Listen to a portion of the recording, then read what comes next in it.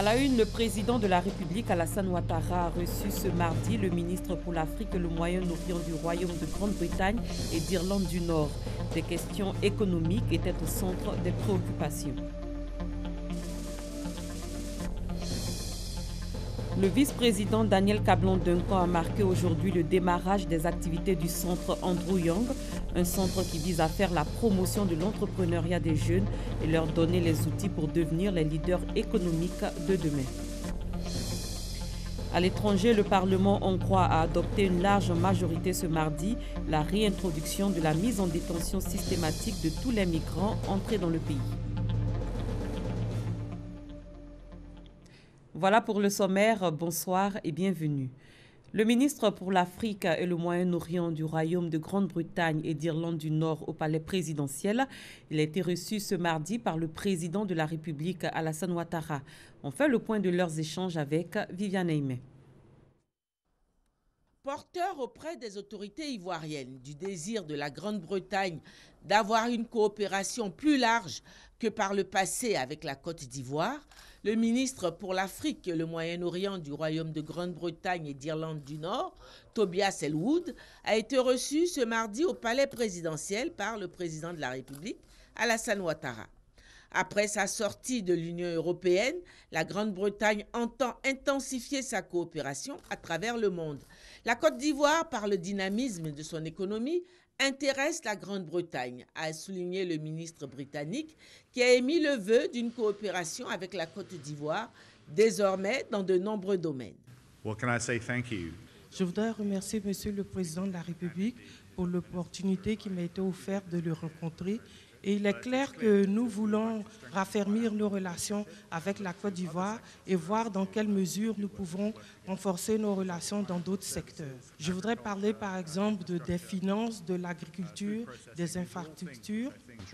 Et je souhaiterais inviter quelques ministres ivoiriens en Angleterre pour qu'ils puissent rencontrer aussi leurs collègues pour expliquer dans quel domaine nous pouvons travailler ensemble, raffermir nos relations. Si la Côte d'Ivoire est le numéro 1 mondial du cacao, le ministre britannique était fier d'offrir au président de la République une boîte de chocolat aux couleurs d'une équipe anglaise de football et fabriquée à partir du cacao ivoirien.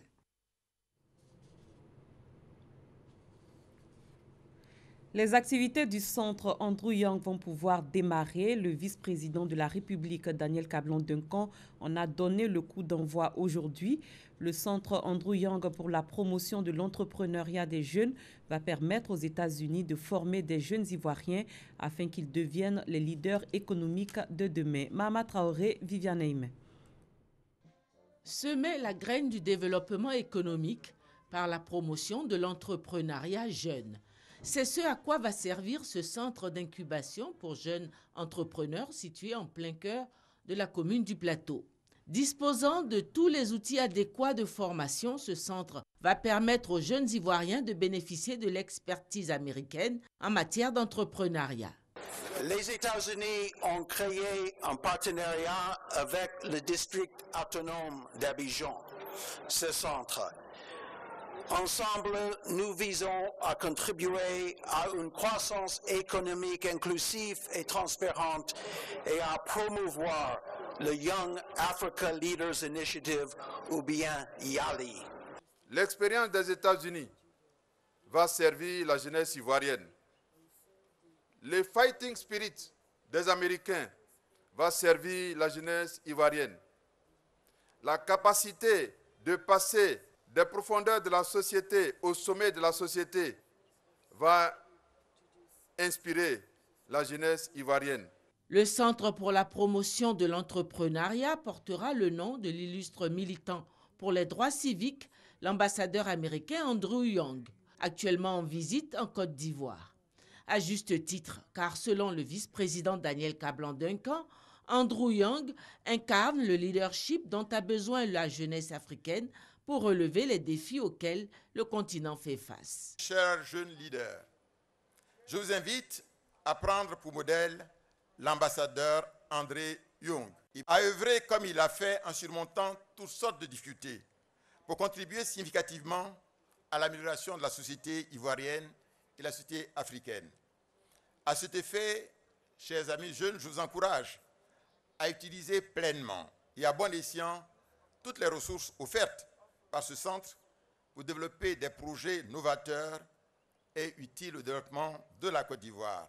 Ces initiatives inscrites dans la politique nationale de la jeunesse vont coûter à l'État 980 milliards de francs sur la période 2016-2020. La Fondation Andrew Young et le gouvernement ont signé aujourd'hui 2 mémorandums de convention. Ce partenariat porte sur le processus d'accréditation de l'Université de Grand-Bassam au système éducatif américain. Il concerne également la phase pilote du projet relatif au développement du secteur agroalimentaire. Sidonie Davila. L'Université de Grand-Bassam et la Fondation américaine Andrew Young, animées par une même vision, former des cadres bilingues de niveau international et répondre aux besoins alimentaires des populations. C'est donc à travers la signature d'un premier accord portant sur l'accréditation de l'Université de Grand-Bassam au système éducatif américain et d'un deuxième sur la phase pilote du projet aquaponique, système permettant de produire de l'engrais organique, que ces projets vont prendre forme. Au niveau de l'enseignement supérieur, l'accréditation de l'Université internationale de Grand-Bassam au système éducatif américain permettra de renforcer l'offre nationale de formation tout en répondant aux demandes de plus en plus exigeantes du monde de l'emploi basées sur les standards académiques réputés des instituts américains de formation du fait de la mondialisation. En ce qui concerne le projet Aquaponics, il convient de relever que les attentes du gouvernement pour ce système intégré de production moderne sont nombreuses. En effet, l'action gouvernementale dans ce secteur vise l'autosuffisance alimentaire de la Côte d'Ivoire à travers notamment l'adoption et la mise en œuvre des techniques à haut rendement accessibles à toutes les populations. Pour le responsable de la formation Andrew Young, basé aux États-Unis, la signature de ces 2 protocoles est le signe de bonnes relations entre la Côte d'Ivoire et certaines villes américaines, telles qu'Atlanta. Heureux du soutien proposé par la Fondation Andrew Young, le gouvernement nourrit beaucoup d'espoir quant à la réalisation de ces 2 projets et de plusieurs autres dans lesquels la Fondation dispose d'une expertise avérée, notamment l'éducation de base, la santé, l'alimentation et l'emploi des jeunes. Rendons-nous à Korogo, où le Premier ministre Amadou Gon Coulibaly a rencontré le week-end dernier le corps préfectoral. Le chef du gouvernement entendait se faire une idée précise des réalités du monde rural. Charles Tatsou. Rencontre préfet-premier ministre Amadou Gon Coulibaly. Les préfets ont exposé les difficultés qui minent le bon fonctionnement de leur corps et les régions qu'ils dirigent. À ce jour, certains membres du corps préfectoral ne disposent pas encore de bureau.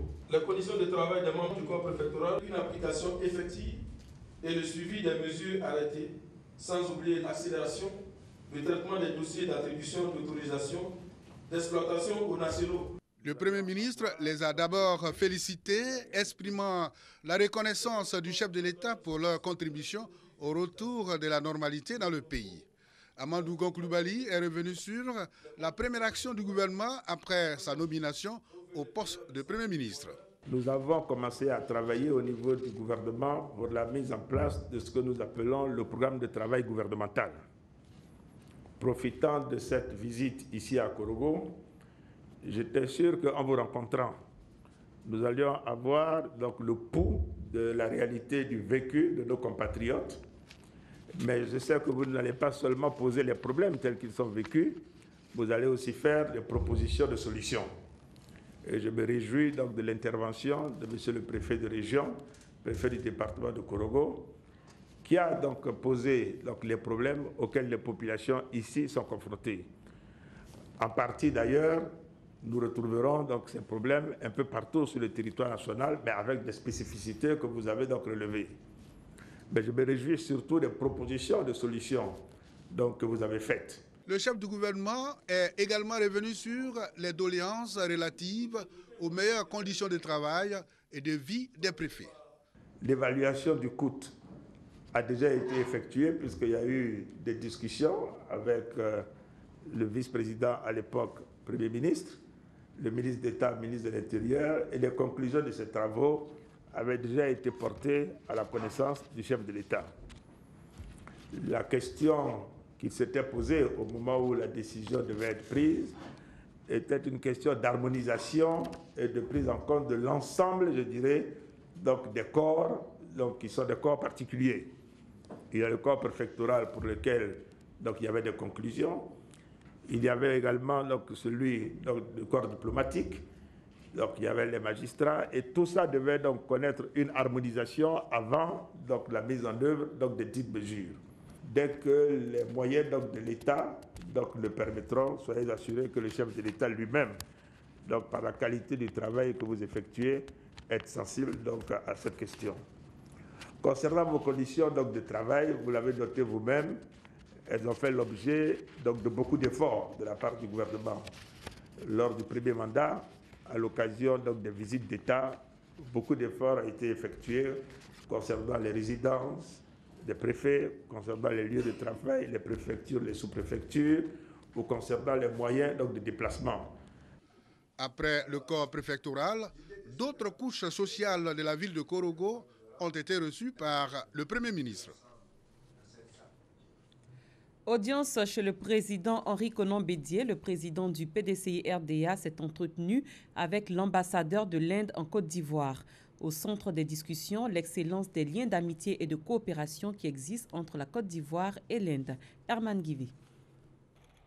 L'ambassadeur extraordinaire et plénipotentiaire de la République de l'Inde, près de la Côte d'Ivoire, de la Guinée et du Libéria, son Excellence Raghutarali Ravindra, a été reçu en audience par le président du Parti démocratique de Côte d'Ivoire, Henri Konan Bédié, à sa résidence de Cocody.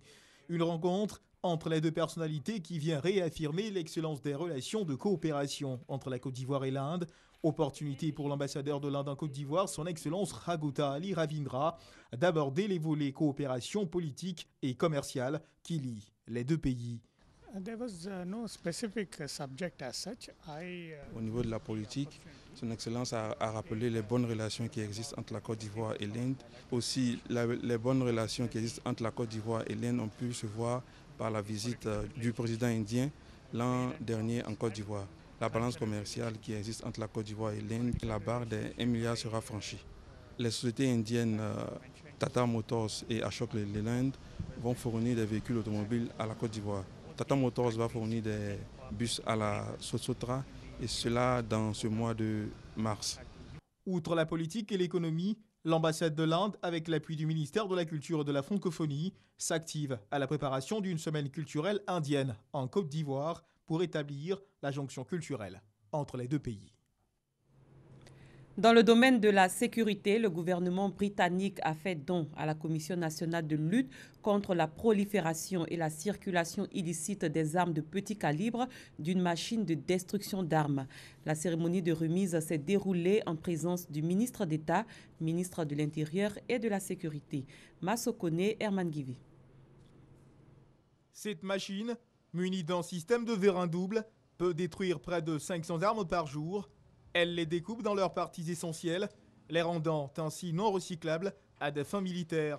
Les restes métalliques, eux, pourront servir à un usage civil, un acquis à l'actif de la Commission nationale de lutte contre la prolifération et la circulation illicite des armes légères et de petit calibre, la Comnat ALPC, en partenariat avec le gouvernement britannique. La destruction est capitale dans le processus de lutte contre la circulation illicite des ALPC, car elle permet d'éviter que des armes obsolètes et sans numéro de série soient recyclées pour tomber ensuite entre les mains d'acteurs non autorisés pour attenter à la sécurité de nos populations. Un geste qui vient sûrement améliorer les liens de coopération entre l'État britannique et la Côte d'Ivoire. Cette collaboration est également l'occasion d'espérer une plus forte coopération entre la Côte d'Ivoire et la Grande-Bretagne en matière de sécurité. Et nous osons espérer que votre passage soit le point de départ d'une coopération beaucoup plus forte. Créée par décret en 2009, la Commission nationale de lutte contre la prolifération et la circulation illicite des armes légères et de petit calibre a permis le marquage de 95% des armes de la police nationale.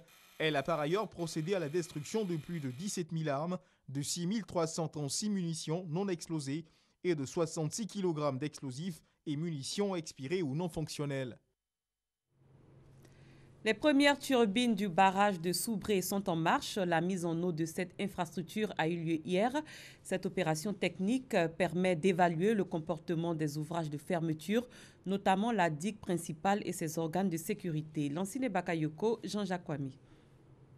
Étape stratégique dans la finition des travaux de l'aménagement hydroélectrique de Soubré, l'opération de mise en eau phase préparatoire à la production effective du courant s'est déroulée avec un sentiment du devoir accompli. Pour faire le barrage, il a fallu d'abord construire cette digue, construire les ouvrages de sécurité, donc l'évacuateur de crue, la prise d'eau. Mais pour pouvoir produire cette électricité, il faut faire les essais des unités de production. Pendant une vingtaine de jours, les techniciens vont apprécier le comportement des ouvrages de retenue d'eau. La centrale de Soubré, avec ses 275 MW, va augmenter le parc national, la puissance totale installée à près de 2200 MW. Objectif pour la Côte d'Ivoire, assurer la disponibilité de sa propre consommation. Mieux, confirmer son ambition de hub énergétique sous-régional. Et si tout se passe bien avec l'aide de Dieu, nous pourrons pouvoir mettre cette machine en service d'ici fin avril, sinon donc début mai. Et nous allons suivre avec les 2 autres unités de production. Ce projet de Soubré, en plus de la production d'électricité, est un exemple en termes social et environnemental, avec notamment une zone de conservation de la biodiversité, un espace de 200 hectares. Vous savez, avec la mise en eau du barrage, il y a un certain nombre d'écosystèmes qui vont être détruits, n'est-ce pas, avec tout ce qu'il y a comme contenu, la flore, la faune. Et donc, il fallait en contrepartie, en compensation, n'est-ce pas, préserver une partie de cet écosystème-là. Et donc, c'est pour cela que cette zone-là a été dédiée à cet objectif-là de conservation et de préservation de la faune et de la flore. Lancé en 2013, l'aménagement hydroélectrique de Soubré a nécessité 331 milliards de francs CFA de financement. La Journée internationale de la femme, c'est demain 8 mars. Dans cette édition, nous nous attarderons sur le réseau des associations féminines de l'Agnébi. Grâce à ce réseau, un fonds de soutien a été mis sur pied. Il permet de financer des activités génératrices de revenus. Honorine Anigori. Célébrée le 8 mars chaque année dans le monde, en Côte d'Ivoire, la Journée internationale de la femme est placée sous le thème « L'autonomisation de la femme » cette année. Les femmes d'Agboville l'ont si bien compris. Elles qui se sont regroupées à travers le réseau des associations féminines de l'Agnébi, RAFA, en 2009, pour exercer des activités champêtres, agricoles et commerciales en vue de se prendre en charge. C'est le cas de Marie-Colette, vendeuse de bananes au marché d'Agboville. Ça me fait 7 ans que je suis sur le marché d'Agboville. Je vends de la banane, presque tout. Il y a une yam, il y a taro, je vends presque tout, un manioc, tout ça. En tout cas, mon commerce, je paye ma maison, je paye le courant et j'emmène mes enfants à l'école avec.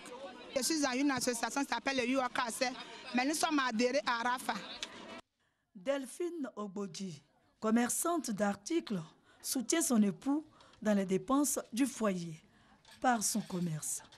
Bon, je vends un peu d'articles ménagers, des casseroles, les soupières pour aider mon mari. Nikatio Yeo est veuve et mère de 11 enfants.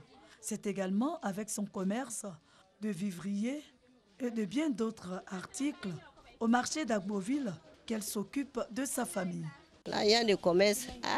Les dépenses là sont trop. Quand je vends comme ça, je coupe aussi dedans pour compléter les pensions de mon mari, là, pour aller payer leur école. J'ai 11 enfants.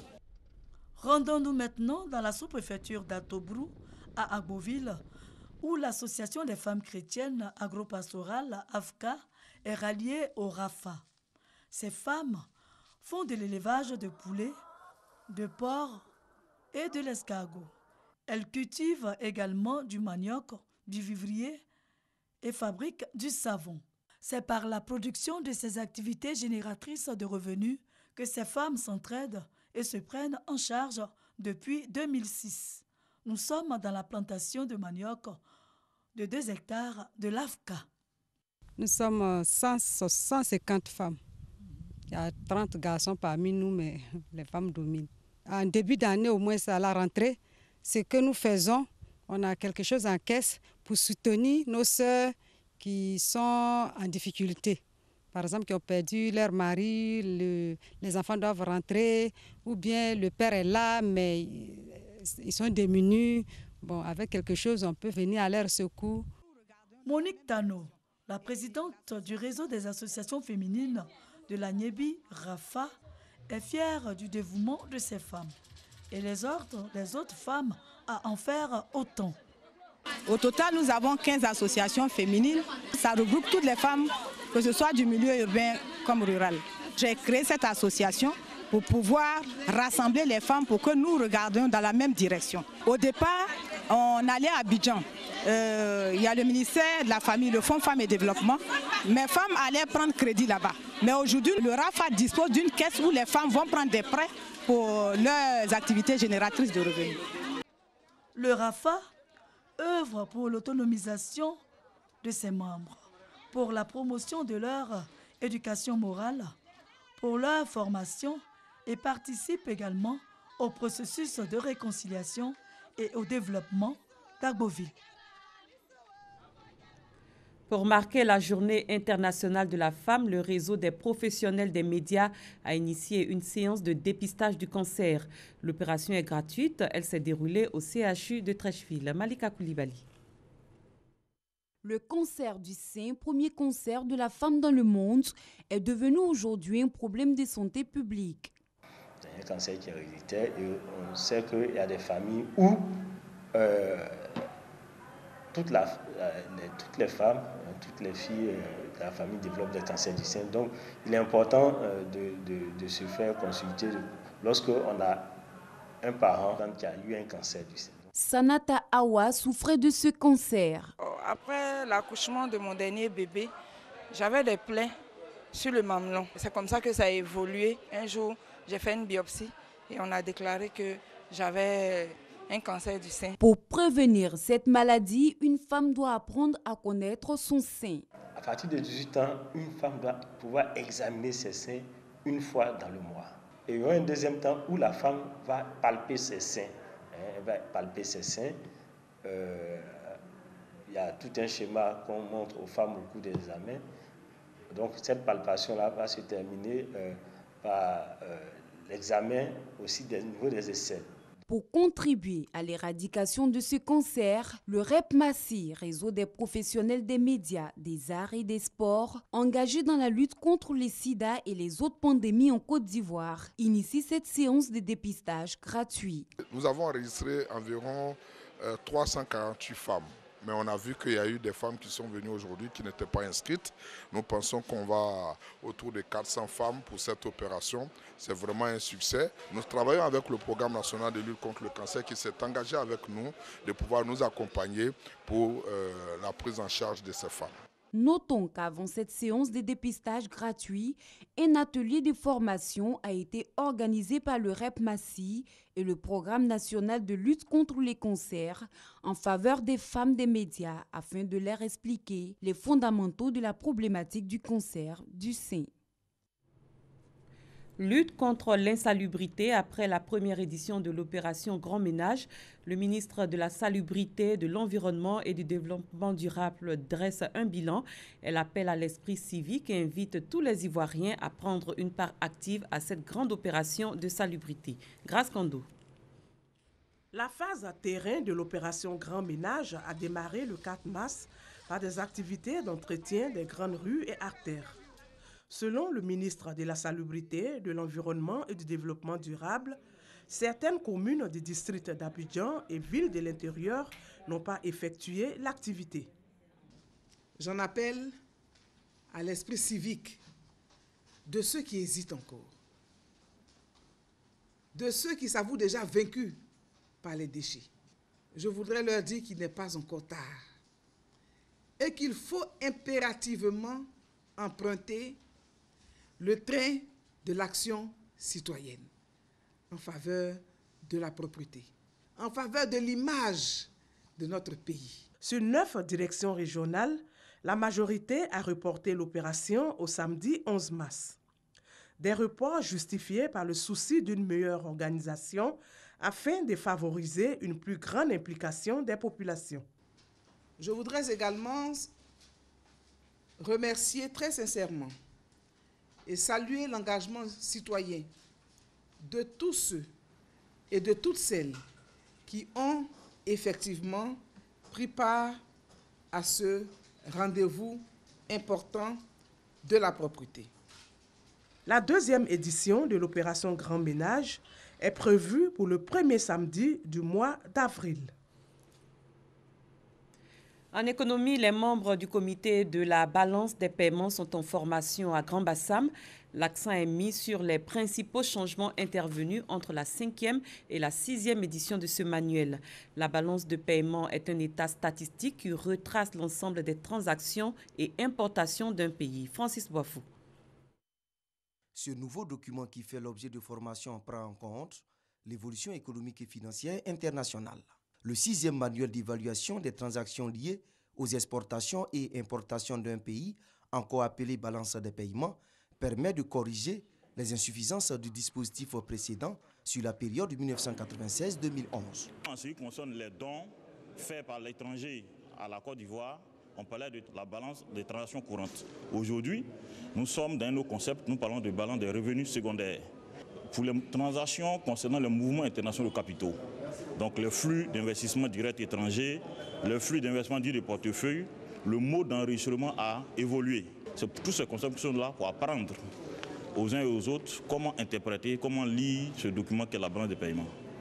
La balance des paiements est un outil d'aide à la prise de décision.